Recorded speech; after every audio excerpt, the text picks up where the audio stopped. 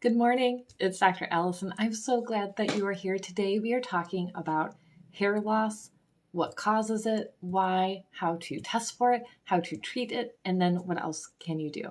So hair loss is something that is now near and dear to my heart because you could probably tell that maybe every time you see me, I have a different hairstyle and a different color, and it's because I wear wigs.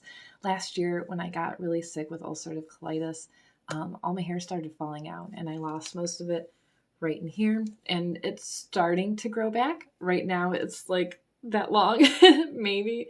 Some spots are longer. It's been growing in throughout sections throughout my hair. So I want to tell you a little bit more about my personal experience and what's been working, what I do for my patients, and all those good things. So let's start with, why do we lose our hair? The number one, you know what? I'm not even going to say number one because everybody's so different. One of the reasons I see is actually anemia, where we don't have enough iron in our body and we're not getting enough oxygen and blood flow up to the scalp. So think about it this way. If you have low blood pressure, I'm someone with low blood pressure, so this might have been a contributing factor for me. You're not going to be getting enough blood, oxygen, nutrition up to your scalp. It's just not going to be an important part that your body will take care of. So if you have brain fog, if you have trouble with your vision, if your hair is falling out, you might have a problem with anemia and low perfusion. So getting your blood pressure back up, getting your anemia regulated, either with supplements and food, is going to be really important. Now, I know when I go to the doctor, they're like, oh, good, your blood pressure is so low. It's like 100/70. Awesome, you're so healthy. I know that's actually not true. That's not healthy. We need to fix that. So if you're under 110/80 or lower, we definitely need to get your blood pressure worked on, get your adrenals fixed, all of those things. So that is my topic number one. Okay. Number two is malnutrition is a very common reason. So if you're struggling with gut disease, especially Crohn's, colitis, celiac, IBS. Maybe you have constant diarrhea. Your body's just not absorbing the nutrition that it needs. Malnutrition is going to be also a major player. It might be diet. If you're vegetarian or you're not taking your supplements, you might also need to be looking at that to help your hair. Genetics, of course, is on my list. I should say that would be number one because sometimes we lose hair and we can't control it, whether it's alopecia or a lot of women have male pattern baldness, which can be genetic or hormones as well. The next one leading into that would be hormones. So you probably know if you might lose more hair around your period. If you've ever been pregnant, after post-pregnancy hair loss is usually the scariest thing because your hair starts falling out in clumps and everyone's like, it's fine, and you're pretty sure this is the end of the world. Hormones will play a major part in that. So again, if you have that male pattern baldness, hormones would definitely be a good place to look. If you have general thinning throughout your hair, I also see that being a problem with hormones as well in my patients. Of course, psoriasis or eczema. So if you have either of those on your scalp, that can contribute to hair loss because it's covering it, your follicles can't grow. And then medications. So many medications will cause hair loss. So the reality is, for medications, there isn't much we can do. I haven't found any supplements that override hair loss from medications, but that doesn't mean we can't help. So how do we find out exactly what's going on? So number one, you want to do a basic blood test. What is your iron levels at? How are your hormones doing?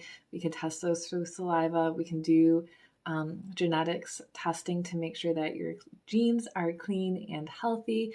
We can do nutritional testing to make sure that you're not struggling with malnutrition as well. Now, how do we help? Number one, supplements all day long. Okay, so of course we want to use iron if you have an iron-based anemia. I do like to use patchmd.com. I'm not a financial rep with them or anything. I don't get compensation, but I recommend them to almost all of my patients because most people have digestive issues. We're not getting our nutrition from our gut. The patches, nutritional patches, will go through the skin, bypass the gut and liver, and support you that way. So the iron patches from them are excellent. And what I also like about them is that they don't cause constipation like taking an iron pill will. So that's a great opportunity. Like I said, with me, if you're someone who has a lot of gut issues like I did, I just have a multivitamin patch, the B12 and the complex patch. I use a lot of their patches. They're wonderful. Now, any hair, skin, nails supplement will be important, absolutely. Vitamin D, honestly, will also be really important because if you have these type gut issues, you have psoriasis, you have other skin conditions, then you're not going to be absorbing and utilizing the vitamin D from the sun or from your food either. So getting vitamin D can actually help your hair as well. And then, of course, I think I talk about this in every video, but the Lifelong Vitality Pack from doTERRA has also been helpful because you're getting in all of your vitamins, your minerals, your antioxidants. It's a great place to start. And I apologize.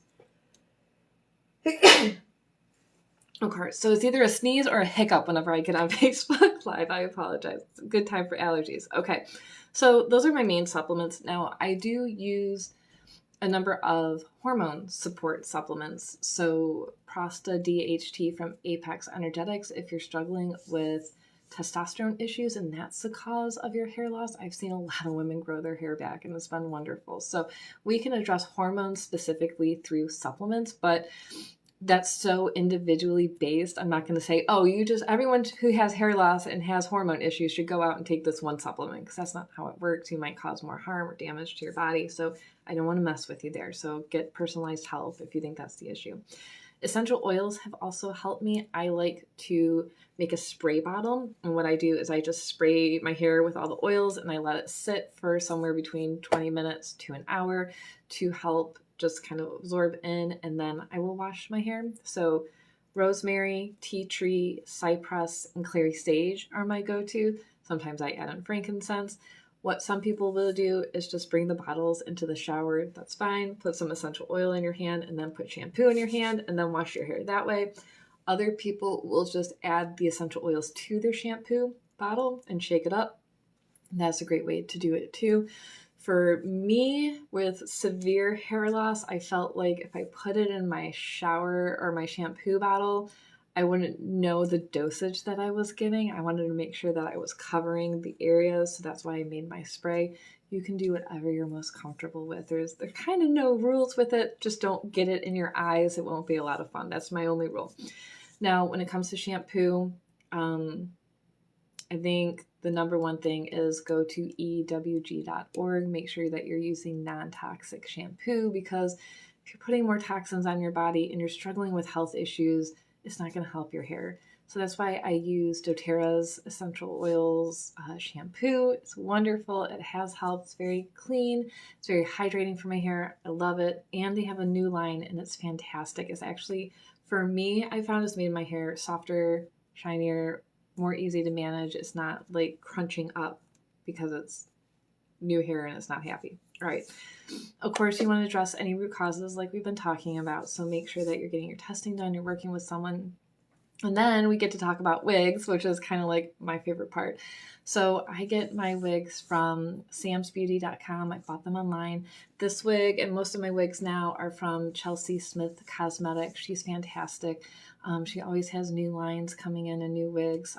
They range from $10. I have my $10 wigs. Now they don't look or feel as great. They're not as comfortable. And they go up from there. The real hair wigs, so if you walk into a salon or a specialty store, they're going to be $2,000 and up. So just kind of, you get a good feel of what you might like. Now, if you work with someone in a salon, they're going to be able to cut it to you and help you do colors, and you won't have like the lace front lines like I have, and that's okay. I'm still trying to figure out this whole situation, but there's a lot of options out there that are affordable, that look good. And sometimes my $20 wigs look better than my $200 wigs. So it's really just, you get to play with it and enjoy it. So many more women wear wigs just because they can. You might not even have hair loss, but you're like, I want to be blonde today, or I want to have red hair today, or I want to have long hair today. And you get to play and have that confidence with yourself as well. So I hope this was helpful for you. If you have any questions or need personalized support, please let me know and we'll get you taken care of. And we'll see you next time. We're going to talk a lot more about nail health, help with yellow nails, dry nails, brittle nails, weak nails, toenails, all of it. So thanks for tuning in, and we'll see you next time.